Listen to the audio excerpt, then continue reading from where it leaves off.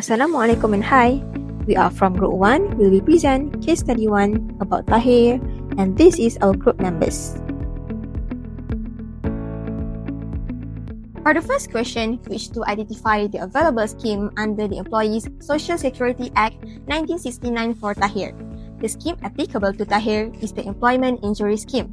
The scheme protects employees who suffer any personal injury that arises out of and because of employment, as stated in sections 24 to 26 of the Act. In Tahir's case, his slip disc resulted from repetitive bending and physically demanding tasks at work. Because the injury is directly linked to the nature of his job, it is classified as an employment injury. SOCSO's guidelines also confirm that injuries caused by work-related strain and occupational diseases fall under this scheme.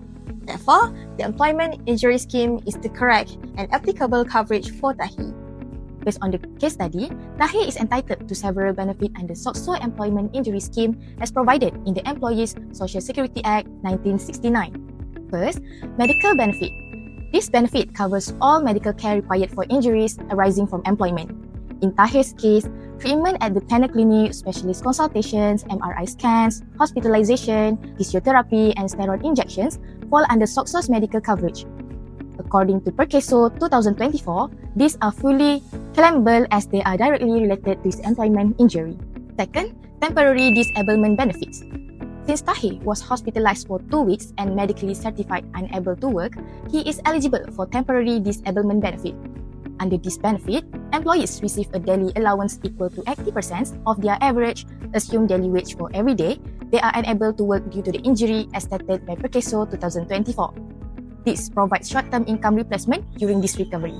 Third, permanent disablement benefit. If SOCSO's medical board assesses that his slip disc causes long-term physical impairment such as reduced immobility, recurring pain, or limited ability to bend, he may receive permanent disablement benefit. According to Perkeso 2024, this benefit provides either a lump sum which is for assessment 20% and below, or a combination of lump sum and lifelong monthly pension which is for assessments above 20%. The rate is 19% of the average assumed daily wage. This protects Tahir if his injury causes lasting disability. For the last Social Security benefits eligible for Tahir is physical or vocational rehabilitation. His slip disc requires physiotherapy, and SOCSO provides rehabilitation services such as physiotherapy, occupational rehabilitation, and even vocational retraining if he becomes unable to return to his previous job. These rehabilitation services aim to restore his physical function and support his return to suitable employment.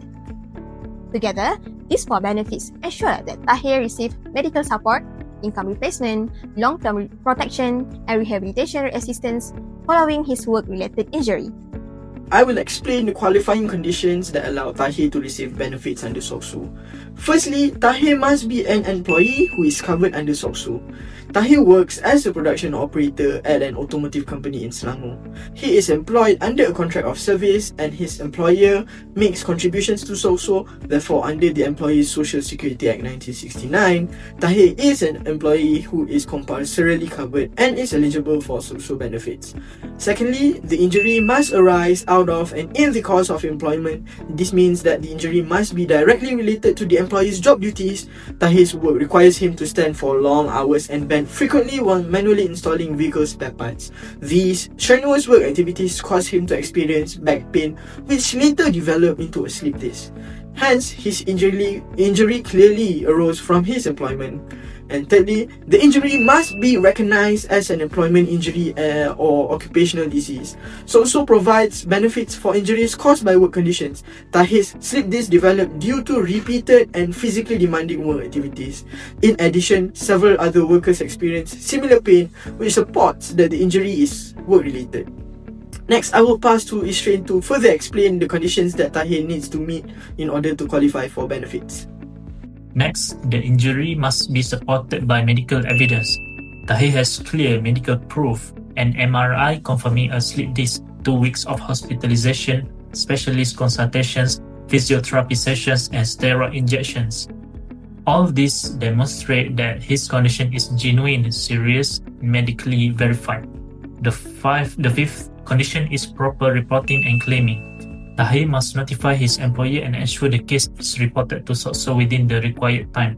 He informed multiple employees about his back pain and sought treatment at a pain clinic, showing he follows SOCSO's reporting procedures. The final condition is compliance with treatment and rehabilitation. To keep receiving SOCSO benefits, Tahir must follow the prescribed rehabilitation plan. His physiotherapy attendance and steroid injections show cooperation with recovery, fulfilling SOCSO's requirements for benefits like temporary disablement. As a conclusion, all required SOCSO conditions are fulfilled.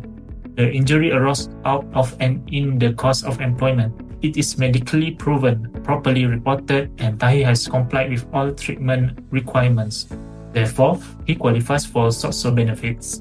The first option in Perkeso's return to hierarchy is keeping the workers in the same job but with unnecessary job modifications. For Tahir, tasks that involve bending, prolonged standing, and manual installation may worsen his disease. So, adjustment like ergonomic equipments, mechanical aids, rotating tasks, and allowing more frequent breaks are important. This modification follow ergonomics and Perkeso guidelines and to help ensure that Tahir returns to work safely while protecting his recovery. If Tahir cannot safely perform his original duties even after the modifications, the next step in Perkeso RTW hierarchy is to place him in the similar jobs with the same employer. This refers to a role that requires similar skills but involves the lighter physical demands. For Tahir, suitable alternatives include part inspections, line assembly work, line monitoring, or quality checking tasks that minimize bending, lifting, and prolonged standings. This option keeps him within the same work environments, helps him adjust more comfortably, and allows him to stay employed without putting unnecessary strains on his conditions. If Tahir is unable to carry out his original duties or a similar task because of his physical limitations, the third step in Perkeso RTW hierarchy is placement in different jobs within the same company. This option is used when the workers need a role with much lower physical demands. For Tahir, suitable alternatives include a position such as the inventory clerk, production scheduler, data recording assistants, or store documentation supports jobs that do not involve the heavy manual works and are safer for someone recovering from a slip disc. These placements have ensured that Tahir remains employed in a role that fits his medical capabilities. Next, we move on to the next option, which is same job, different employer. This option involves the worker performing the same job task but under a different employer. In Tahir's case, if his current workplace cannot provide proper ergonomic adjustments or continues to expose him to tasks that worsen his slip disc, such as bending and prolonged standing, moving on to another company may be necessary. He can still work as a vehicle spare parts assembly operator but with an employer who offers safer workstation arrangements, mechanical lifting aids, or improved task rotation. This placement allows Tahir to maintain his existing skills while ensuring a work environment that better supports his recovery. Moving on to the fifth option, which is similar job, different employer. In this level of the hierarchy, the worker transitions to a similar job but with a new employer, especially when the original job demands are medically unsuitable. For Tahir, whose slip disc limits heavy physical activities, he may shift to roles such as quality inspection, like assembly tasks, packaging, or line monitoring in another automotive company. These tasks remain within the same industry, but involve reduced bending, lifting, and prolonged standing, making them more appropriate for his condition while allowing him to stay in a familiar work setting. And finally, the last option is different job, different employer. This option is used when the worker cannot safely perform the same or similar tasks at all due to long-term medical restrictions. The worker is placed in a completely different job under a different employer. For Tahir, this may involve transitioning out of manual automotive production entirely into roles such as administrative work, customer service, inventory documentation, logistic coordination, or other light-duty positions. These jobs avoid heavy physical demands and help protect Tahir from further aggravating his slip disc while still enabling stable and meaningful employment.